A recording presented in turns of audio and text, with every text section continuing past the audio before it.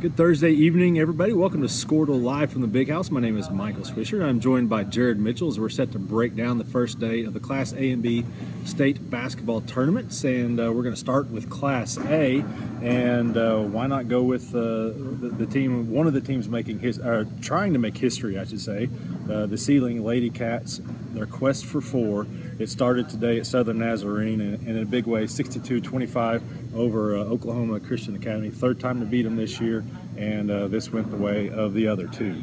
Well, and I think one thing you look at, and you talk to Coach Hamer before the game, and he says, I was really worried about this. I was nervous because, like you said, we've played them twice. We're playing them a third time, and he said, they've gotten better every game. And so it was a game that he looked at and thought, man, I really didn't like the matchup. But again, his girls are so dominant, and they're used to being here and won in a big way. Yeah, and it was a 16-7 game, and I think they closed on a 12-0 run to end the half, and then started the second half with a 17-8 run. So, or I should say 16-7. They were up 7, closed with a 12-0 run, and then started with a 17-8 run. And that's what Sealing does. They hit you with those spurts. 24 OSSAA turnovers, which is really big there. The lead ballooned to 31 in the fourth quarter. Carly Gore, 21 points, 14 rebounds. Typical game for her as she just continues to be dominant. Macy Gore, 11.7 rebounds, 6 steals. Rayleigh Topfest, 10 points. Carly Miller, the Cameron signee, only 2 points for OSSAA. So OSSAA got to state the last 2 years. And congrats, they got to play Sealing. So Sealing in the semifinals, they will play, surprise, Smithville. Won their first ever state tournament game. That just happened just now, really, just finishing up at Southern Nazarene. The last game of the day there, as Smithville upsets number 4 Surreal 40-31. So Smithville, its first ever state tournament win, and the prize is the Sealing Lady Wildcats. That's what you get, the Lady Cats at 7:30 p.m. at State Fair Arena in the semifinals. But hey, big win to knock off Surreal 40-31. I don't think a lot of people had Smithville penciled in for that. No, I don't think so, and I think it's one of those good news, bad news. Yeah, you play Sealing, but you have no pressure on you, right? You're coming out, you're playing the 3-time defending state champion. You just won your first tournament game in the school's history, and you can go out, be relaxed, and whatever happens, happens. And I'm sure that it'll be an experience they'll never forget. On the bottom half of the bracket,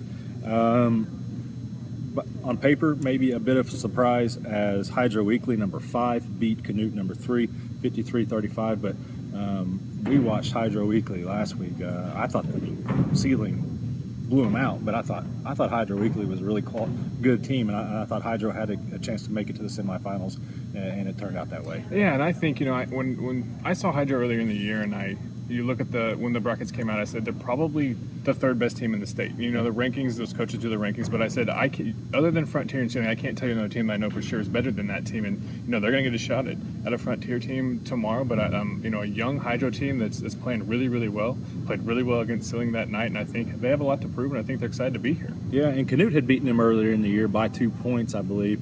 So maybe that's why a lot of people had Canute over them. But in this contest here, a 25-6 run in the second half was the difference. The freshman Kyra Berkey, 14 points. She sparked that run. Canute, 29 turnovers. Oh, wow. And that will certainly do the trick there. Who will Hydro Weekly play? How about Frontier? No surprise there, as the Lady Mustangs are into the semifinals. Maybe the surprise was they were really pushed by Tipton. 63-61 is your final, and really not until 17 seconds left. The go-ahead layup by Morgan Romero did Frontier finally escape Tipton in this one. Well, we were following that game closely all night because Tipton led the majority of the game. Tipton team came out of the Southwest that was 1 game away from the state tournament last year, has improved this year and got to the state tournament this year, and gave Frontier all they wanted and more. And I think that just shows you how much that they've gotten better every game they've played, and a great showing for Tipton, a game that I'm sure they probably feel like they probably should have won. Romero, 24 points for Frontier to get them back into the semifinals. So the state semifinals here at State Fair Arena on Friday. The first one will be 4:30 p.m. Number 2 Frontier against number 5 Hydro Weekly. Should be a really fun game there. And then at 7:30 p.m. it's going to be number 1 Sealing going for 4 in a row. Again, no girls team has done this against number 10 Smithville. Again, that's at 7:30 p.m. Now let's go to the games that you're able to watch on your Squirtle app and on Squirtle.com. And those are the Class A boys basketball games at Mustang High School. and there were some fun ones over there. And I got to catch the first one, and I certainly enjoyed that one, not just because of the outcome, because of who I covered locally, but because I just thought it was an exciting game.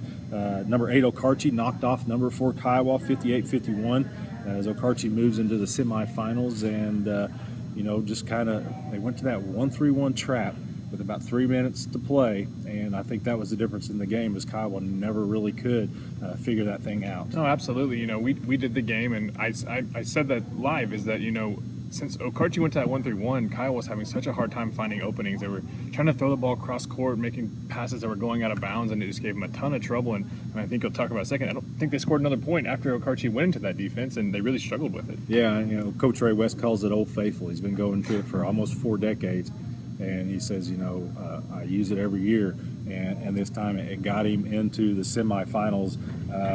Kiowa 0 for 4 free throws in the fourth quarter.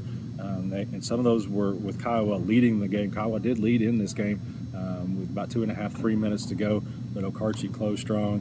Okarche was, I think, 21 of 29 free throws. Kiowa 6 of 14 free throws. So, a huge discrepancy right there. For the Warriors, Caleb Harris 15 points. He had 6 in the fourth quarter, including making all 4 of his free throws. Chris Avila 11 points. Lathan Stover 10. For Okarche, but again, into the semifinals. And Okarche will take on Surreal, who maybe had the most impressive performance of the day.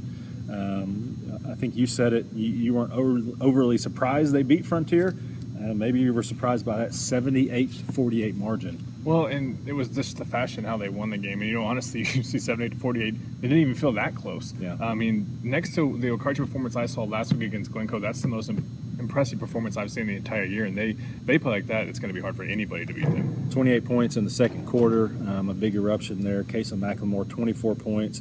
And you were talking about the ability for them to score, Surreal.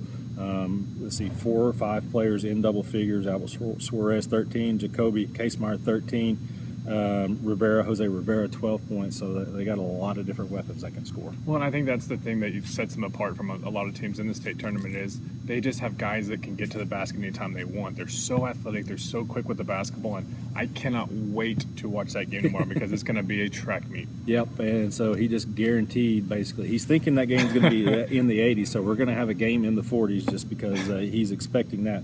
A game that was in the 80s and beyond was the third game of the day at Mustang High School, and that saw Glencoe escape Whitesboro 90-88. This wasn't 4 or 5 overtimes. This was a regulation game, as Glencoe, Whitesboro had a last-second three-pointer that was off the mark that would have won the game.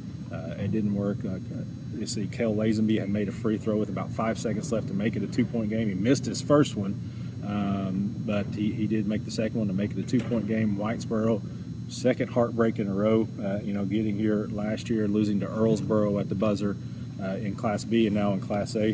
They dropped one to Glencoe, 90-88. Kel Lazenby, 33 points, 12 boards. Caleb Carpenter, 24 points, 8 rebounds. Braden Clark, 22 points, 8 rebounds. This game was tied with 53 seconds to go. Whitesboro tied it with a three-pointer from Ethan Adams. Then Carpenter went coast to coast and made the go-ahead layup. But it's not big news there that it was that triumvirate for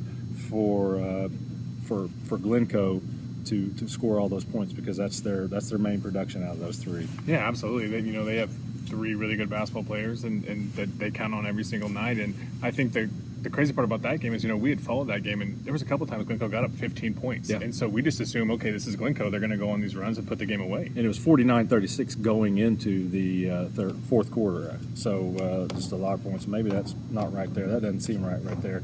But to get a 90-88 yeah. final. So, but I think it was a 13-point game. Maybe that was halftime, the way they were scoring. That's Who knows? right. I don't know why I wrote that note there. I think Jared wrote that while I was off trying to get our microphone to work. That's not working. Anyway, a thing that is not a surprise is that number 1 Fort Cobb is in the title or the semifinals, as the Mustangs knocked off Garber 74-52. They're going for their 5th in a row, which would be a tremendous feat there, but it was just kind of methodically pulled away in that one. So it's going to be number 1 Fort Cobb versus number 2 Glencoe. Should be a fun game. That's at 1:30 p.m. here at State Fair Arena. And then just before that, at noon, it will be Surreal and Okarche, number 6 versus number 8. So noon and 1:30 p.m. are your Class A boys games.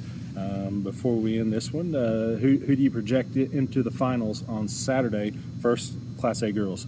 Well, I'm going to go out on a limb. Okay. I'm going to take the Ceiling Lady Wildcats. I mean, it's a tough one, but I feel like it's until someone beats them, they're the champions. And the way they're playing, the way I've seen them play last week and the score I see today, I don't know how you can, until they get beaten, you know, I just think you have to pick them every time. I'm going to take Hydro equally over Frontier. Okay. I think Hydro's playing really well. I've been saying it all year. I think that they're the second or third best team in the state, and I think Frontier's just struggling a little bit. You know, that could also lead to Frontier playing amazing tomorrow, but I just think I like what Hydro has. I love their young kids.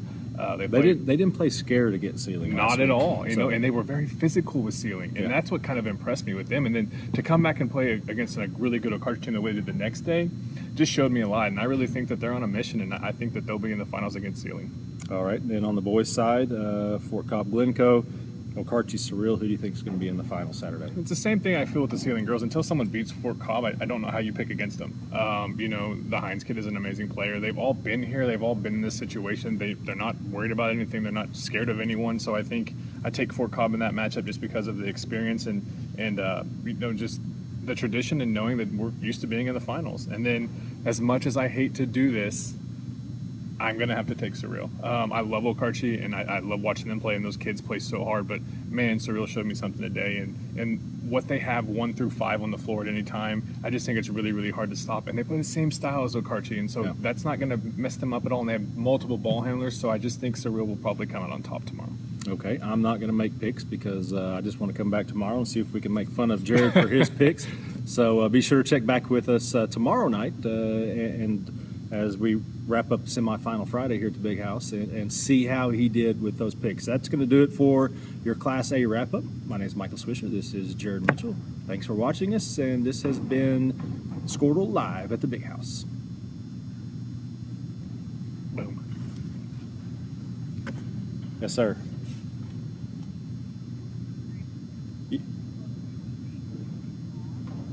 Did he not come get it?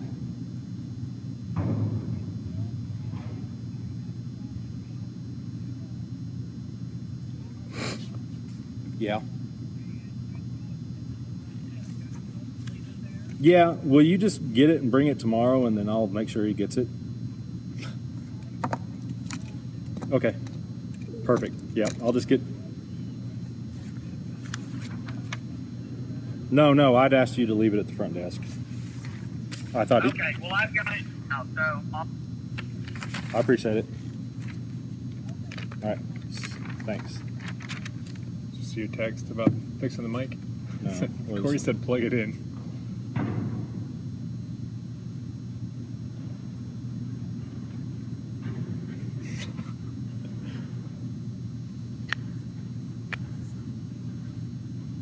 Still can't believe Duke boys got me.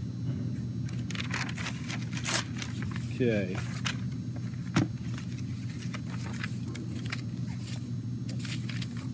Thanks, Corey, for that advice, by the way. Very helpful. Yeah, I plugged it in and nothing. I tested it several times. I messed with the volumes. I unplugged this and plugged it back in and shut down my iPad. I don't know. So hopefully the volume doesn't suck too bad on this. And hopefully my recording hasn't stopped. All right, you ready? Ready?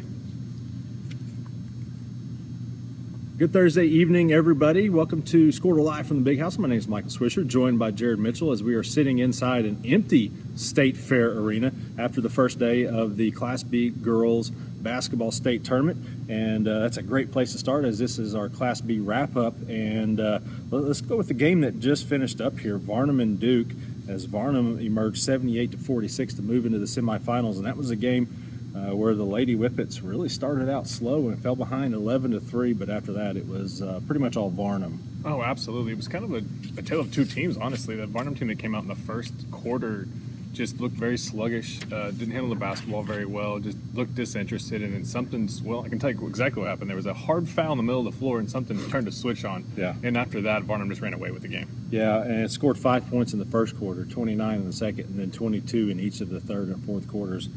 So that allowed Varnum to just literally just pull away in that one and eliminate Duke for Varnum. Savannah Deathridge, 19 points, led 4 different Lady Whippets in double figures there. So Varnum into the semifinals, and it will be a rematch from a couple of years ago in the semifinals where number 3 Varnum will get number 2 Lomega. That's because Lomega put on its own route out here, 66-30 over Red Oak in a game that really never was close. Lomega was up 15-4 after a quarter, and that was the start of 2 blowouts to the second session here. Yeah, Lomega was really impressive tonight. Just totally dominated a Red Oak team and shot the ball well. Defensively, just Red Oak couldn't do anything. The pressure really got to them, and that's a game that I told you off air I'm really, really looking forward to is that Lomega Barnum game tomorrow. Yeah, it could be a lot of fun. Now, if you remember a couple of years ago, Lomega blew them out of the water, scored a state record 112, 113 points in that semifinal win. So that's at the back of Varnum's mind right there, as they'll definitely want to exact some revenge and also, by the way, get to the state championship game should they win. They'll meet up at 6 p.m. here at State Fair Arena. Now, much earlier in the day, they call it breakfast at the Big House. I call it the butt crack of dawn, and you're at the Big House. It's going to be number 1 Hammond against number 8 Boise City Keys. Hammond pushed a little bit by Webbers Falls earlier today, 49-45 in that one, as Webbers Falls hung tough, but just couldn't pull off the upset in that one. A game that Hammond never really seemed comfortable in. Just struggled a little bit with the Webbers Falls team that played really hard. But it's again what we talk about. Number 1 team in the state, Hammond, that's been here, and they're used to this. This is their tradition, and like you said, just pulled away late. Hammond 14 of 21 from the foul line. Webbers Falls 3 of 4 from the foul line. So in a 4-point game, that will do it right there. Haley Morris 24 points, 5 rebounds for the Lady Warriors as the defending state champs are trying to get back into the state title game. To do so, they're going to have to go through a Cinderella team of sorts. Boise City Keys, as they knocked off Burlington 43-37. Number 8 beating number 6 here.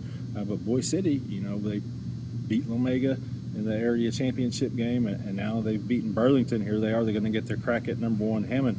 This is an athletic, talented team and one to certainly to be wary of, and they got out to a 14-4 lead on Burlington, and there was no recovering for the Lady Oaks. Well, and we actually talked to Coach Llewellyn before his game, and he said, man, Boise City is athletic. He said probably the most athletic team that we've played all year. He said they have a couple of girls that can really score the basketball, and so I think they're going to give Hammond all they want tomorrow. Like you said, I think it's the first time since 1940 they've been in the state tournament. I think is what I heard. It's been a long time. I don't remember the exact year, but it's been definitely a long time. Yeah, for Boise City. Tom Nelson, I believe, told me on air today it was 1940s last time they were in the state tournament. So a long drought that's finally over, and I think you're going to see a team come out and really give Hammond everything they want tomorrow. They'll meet up at 9 a.m. breakfast at the Big House. It's number 1 Hammond, number 8 Boise City, first game of the day, and then in the afternoon session it'll be number 2 Lomega versus number 3 Varnum. Now let's move on to Class B boys. They played at Yukon High School, and sorry, Duke, I guess. I need to apologize. I've been picking Duke really since the Christmas break to win it all, especially since they got Jamison Richardson on the roster. And so they come into the state tournament undefeated, and of course they're beaten 47-43 by Payton. We talked about this off the air, just something about being undefeated and coming to the state tournament. It didn't work out for Duke this year. I mean, it just seems like that happens a lot, and I candidly have spoke to a lot of people at the state tournament, and I said the only team I could tell you for sure I thought was going to win it all was Duke. I picked them over the ceiling Lady Wildcats, and like you said, it just seems like something like that happens every single year, and a Payton team that we knew was good, and so it's probably not a surprise at Payton, but a big surprise around here. Well, Payton's got one of the more dynamic players, especially in small school basketball, in Luke Guns, and he scored 26 points, and he helped seal the win, going 3 of 4 from the foul line late in that one. Lane Edwards also hit a big late 3. Jamison Richardson, the 6'8", versatile 4, 5, whatever you want to call him, 13 points, 2 in the second half, and so that's going to do him in right there. Whenever he can't continue that production, Payton outscored him 12-5 in the fourth quarter to pull off the upset. So it's Payton into the semifinals, taking on number 3 Calumet, which was dominant early, but then had to hold on against Leedy, 64-57. And this was a game you were looking at keeping up with on the Score-a-Lot. you saw they were up 27 to 9.5, and you thought they were just going to cakewalk to the win. Yeah, I had no idea. I was talking to you after the game, and I saw that score, and I said, "Is that right?" Yeah. Because I just saw Calumet was dominating him throughout the game, and Leedy obviously wouldn't go away and came back and fought hard, but Calumet prevailed in the end. Yeah, Leedy's Aiden Page 5 threes and 19 points in the second half. Tygoss finished with 20.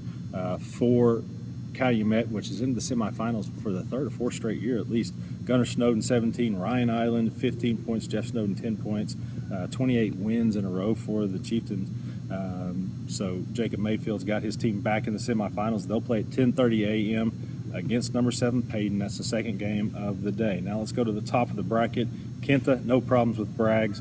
Braggs was the unranked team in this bracket, and really the only unranked team all weekend here for Class A and B. No match down the stretch for Kenta, as Kenta pulled away 67-41 in that one, and I don't think that surprised a lot of people. No, not at all. It's a really good Kenta basketball team. It started off a little sluggish in that game, but like you said, pulled away and just have better basketball players than Braggs did, and it showed. Braden Ray 18 points, Thomas Faubert 17 points for Kenta, as they are now into the semifinals, and they'll take on Lukiba Sickles, who's kind of got the hot hand right now, as they beat Big Pasture 40-34 in the final game of the day over there, where we hadn't really got to look up to see, how that went about, but 40-34.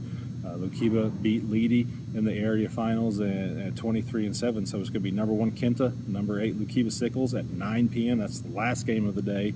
And then much earlier in the day, it's going to be number 3 Calumet, number 7 Payton. That's at 10:30 a.m. Your picks, Jared, who's going to show up in the Class B Girls Championship game on Saturday? Well, again, it's something I said when we talked about Class A basketball is until someone beats Hammond, to me, they're the champs. They've been number 1 all year. They beat Lomega already once this year, and though I think Boise City is a good basketball team, and I think, like I said, they're excited to be here. I think Hammond, again, they're used to this, and I have them winning that semifinal game. And then I'm really looking forward to that game at 6 o'clock. Like you said, Lomega and Varnum, I think, Varnum has a very senior-laden team. They were all here for that game 2 years ago. And watching them tonight, and I told you during the game, I said, they just have this intensity about them that I'm interested to see how Lomega handles. They're very physical. They're up in your face. And they want to run and gun and play the pace Lomega plays, so I think it's going to be a really fun game. I think Varnum will probably win. I'm just going to go with the seniors over the youth. I think those girls have been here for a few years and I think they remember that game. And I think, I think Lomega has some older girls too, but I think the girls that aren't as experienced, and I just think Varnum will win that game. All right, on the boys' side, Kenta versus Lukiba, Calumet versus Payton. Who you got coming out on top? I'd love to pick Lukiba, honestly. I mean, we look at Calumet 29-1. Their one loss is Lukiba. But man, Kenta, I think that I think they've been won the majority of the year. I think they're a really good basketball team. I think that they have a little too much for Lukiba, so I think Kenta will win that basketball game. And then I'm going with Calumet. I know Payton has a very, very good basketball player, but I think Coach Mayfield will be ready. I think he'll find a way to try to slow him down and stop him. And Calumet's got some kids that can score as well, so I'm going to go with Calumet in that one. And Calumet trying to get back to the title game for the second time in 3 years. Of course, they won it 2 years ago with Riley Island. He was decent. Leading the way yeah. right there. All right, so there's your Class B wrap-up. Again, your games tomorrow for Class B. 9 a.m., Hammond, Boise City Girls. 6 p.m., Lomega Varnum Girls. 10:30 a.m., the Calumet and Payton Boys. And then at 9 p.m., that's going to wrap things up here on semifinal Friday.